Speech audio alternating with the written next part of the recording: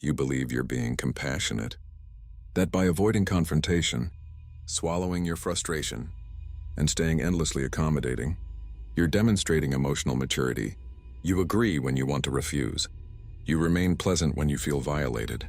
You accept opinions that repel you, because you've convinced yourself that silence equals wisdom. But what if this isn't compassion at all? Carl Jung would call it what it actually is: self-abandonment, psychological fragmentation, a mask so consuming it has devoured the face beneath it. If you've built your life around being the reliable one, the understanding one, the person who never creates problems, then what follows isn't just information, it's an intervention. Because Jung didn't celebrate people who were simply pleasant. He warned against them. He understood that compulsive agreeableness is among the most insidious psychological traps imaginable. When you perpetually offer a version of yourself, engineered for palatability, you're not practicing virtue, you're practicing deception. And the longer this performance continues, the more estranged you become from your actual nature. This fabrication, Jung called it the persona. The crisis begins when you forget you're wearing a costume. When the performance becomes so seamless you mistake it for your identity. You've interpreted your tolerance for mistreatment as fortitude. You've confused emotional suppression with evolution. You've believed that sacrificing your needs makes you noble. But what if it's all rooted in terror? Terror of abandonment. Terror of being perceived as difficult, selfish, excessive. Because every time you silence your rage, every time you fake consensus, every time you perform generosity while seething with resentment, you're strengthening your shadow. You're forcing your authentic emotions into the basement of your psyche, and they don't vanish. They accumulate. They intensify, and eventually they explode. Jung observed that the persona is behavior dictated partly by society and partly by personal expectations. But when it consumes your entire identity, you lose contact with your true self. You become spectral in your own existence, drifting through spaces with manufactured smiles and vacant eyes. So let me ask you directly, are you actually kind? Or are you simply terrified? Because genuine kindness isn't about universal agreeability. Authentic kindness has edges. It can refuse. It can withdraw. It can confront. It can say enough. Jung didn't want you pleasant. He wanted you whole. If you've wondered why social interaction drains you, why praise feels hollow, or why your life seems disconnected from who you are, Jung would identify one culprit. Your persona has eclipsed your soul. The persona isn't inherently destructive. It's necessary. It's the social interface that allows you to function. But Jung warned, the moment you identify with your persona, you initiate a gradual psychological death. The compulsively agreeable person exemplifies this danger. Your persona fixates on one objective: approval. You learned early that compliance guaranteed safety. Perhaps conflict brought punishment. Perhaps anger triggered abandonment. Perhaps being good was the only avenue to love. So you adapted. You became diplomatic, understanding, flexible. Eventually, this wasn't merely behavior. It became your perceived identity. But Jung would challenge this. What you label kindness is often just an inflated persona, exaggerated beyond healthy function. You don't choose agreeableness freely. You deploy it because you're terrified of rejection, of being labeled selfish or deficient. The cost? When you exist through a persona, your authentic self gets buried. You stop asking what you genuinely feel, want, or believe. You adapt so automatically that you lose all internal compass. Jung described this as the ego fusing with the persona. The individual no longer knows who exists behind the performance.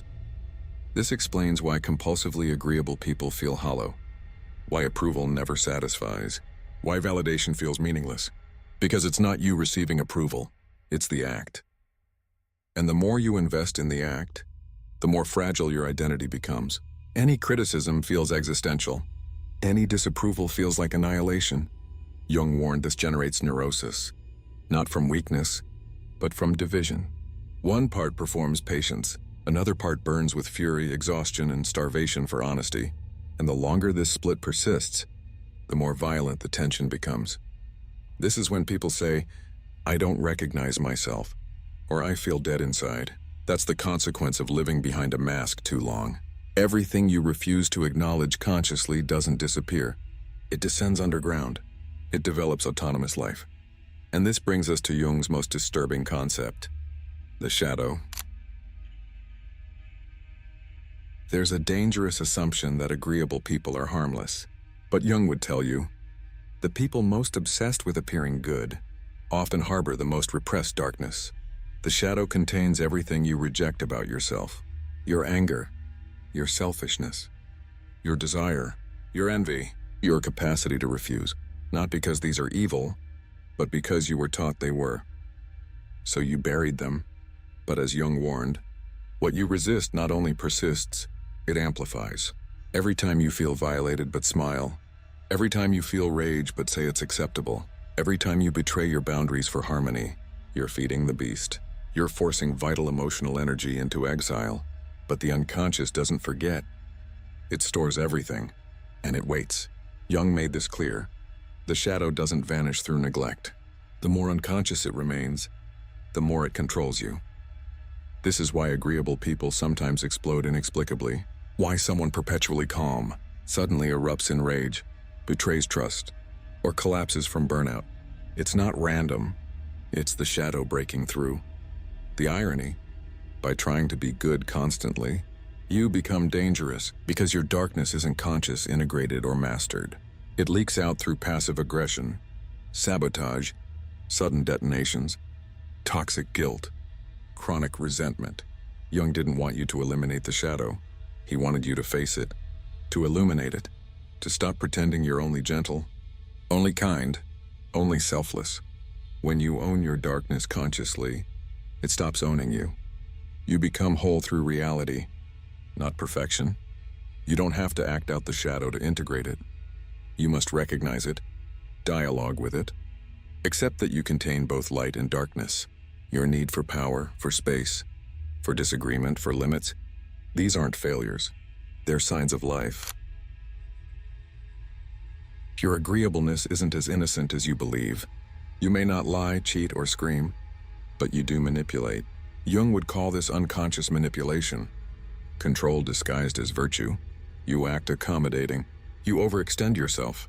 You silence your needs. And beneath the surface, a hidden contract operates. If I'm good enough, agreeable enough, selfless enough, you will love me. You won't reject me. But this isn't love. It's a transaction. You're not being kind from genuine desire. You're being kind because you need something in return. Safety, approval, validation. And when the other person fails to fulfill this unspoken agreement, you feel betrayed, furious. After everything I did for you, that rage isn't about them, it's about you. Because you were never truly giving. You were investing, hoping to purchase love through self-erasure. This is the ugly underside. It's not generosity, it's control. You're bartering for affection, and Jung would say, this is the shadow wearing a halo. By never expressing authentic thoughts, genuine boundaries, or raw emotions, you're not just manipulating others, you're manipulating yourself. You're convincing yourself you're morally superior, while deteriorating inside with resentment, and relationships become toxic. You attract people who take endlessly, because you taught them you don't need anything. Then you resent them for doing exactly what your persona invited. You believe being agreeable makes you lovable, but here's the paradox. The more you perform agreeableness, the more disconnected you become. People can only love you to the extent they know you.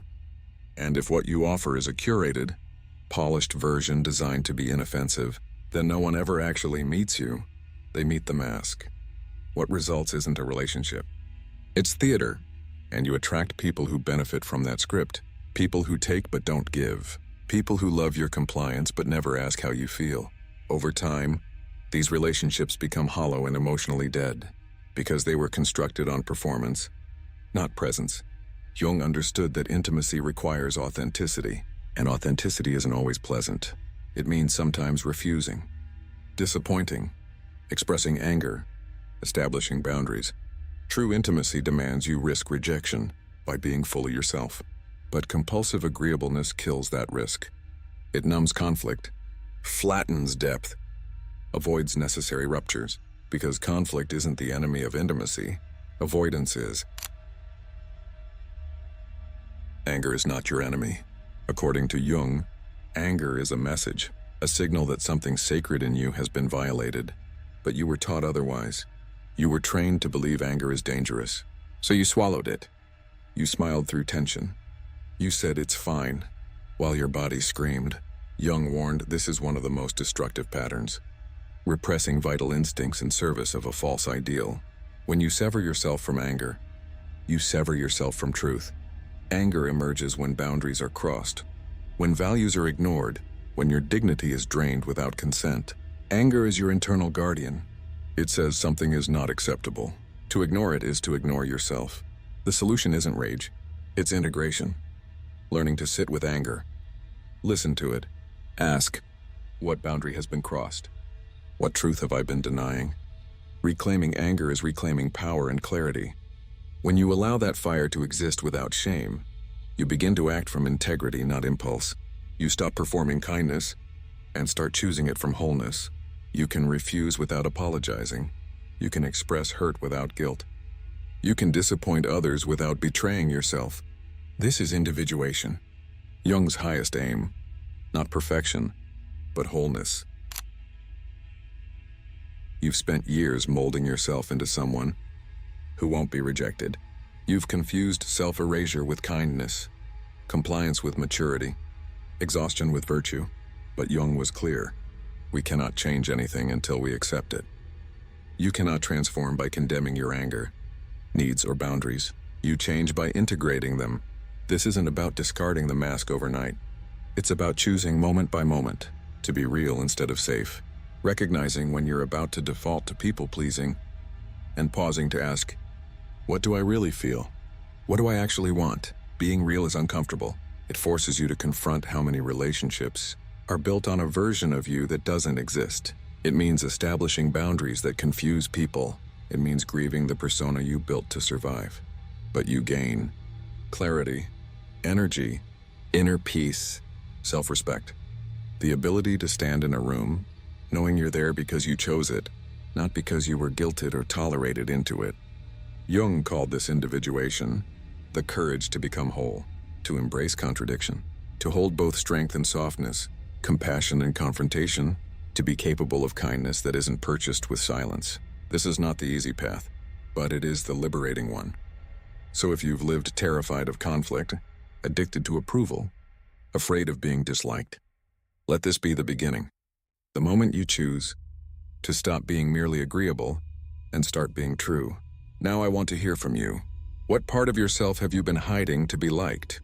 Leave a comment below, not just to share, but to take the first step out of the mask. If this resonated, the next video takes this even deeper. Keep going.